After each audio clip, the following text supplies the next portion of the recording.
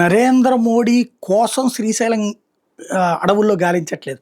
నరేంద్ర మోడీ పర్యటన కోసం శ్రీశైలం అడవుల్లో గాలిస్తున్నారు. పక్కన మావోయిస్టుల మీద దేశవ్యాప్త నిషేధం.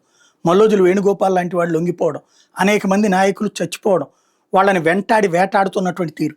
వేణుగోపాల్ అలియాస్ సోను లొంగిపోతున్నటువంటి సందర్భంలోనే దాన్ని వ్యతిరేకిస్తూ మేము తగినటువంటి బుద్ధి చెప్తామంటూ, అతనికే కాదు ప్రభుత్వానికి బుద్ధి చెప్తామంటూ మావోయిస్టుల హెచ్చరికలు. వీటన్నిటి మధ్య కర్నూలు అంటే అటవీ ప్రాంతం. ఆ అటవీ ప్రాంతానికి ప్రమాదకరమైనటువంటి సిచ్యుయేషన్ ఉంటుంది.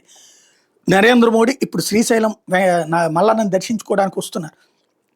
అట్లాంటి సందర్భంలో ఎలాంటి ఘటనలు జరగకుండా చూసుకోవడం కోసమని శ్రీశైలం అడవుల్లో గత 4 రోజుల నుండి గ్రేహౌండ్స్ భద్రతా బలగాలు పూర్తిగా గాలిస్తున్నాయి. సున్నిపెంట, ఘాట్ రోడ్డు, పరిసర కొండలు, గుట్టల్లో కూంబింగ్ నిర్వహించి హెలీప్యాడ్ చుట్టుపక్కల కూడా తనిఖీలు నిర్వహించారు. ఎలాంటి అవాంఛనీయ సంఘటన జరగకుండా కఠినమైనటువంటి నిఘా వ్యవస్థ కొనసాగుతుంది. మరోవైపున పవన్ కళ్యాణ్, చంద్రబాబు, లోకేష్ అందరూ ఎప్పటికప్పుడు సమీక్ష చేస్తున్నారు. మంత్రులు అక్కడే కూర్చున్నారు. కోట్ల రూపాయలు నిధులు కూడా వెచ్చించారు. మోడీ సభకి కనీసం 2-3 లక్షలకి తక్కువ కాకుండా వచ్చే ఏర్పాట్లు చేస్తున్నారు.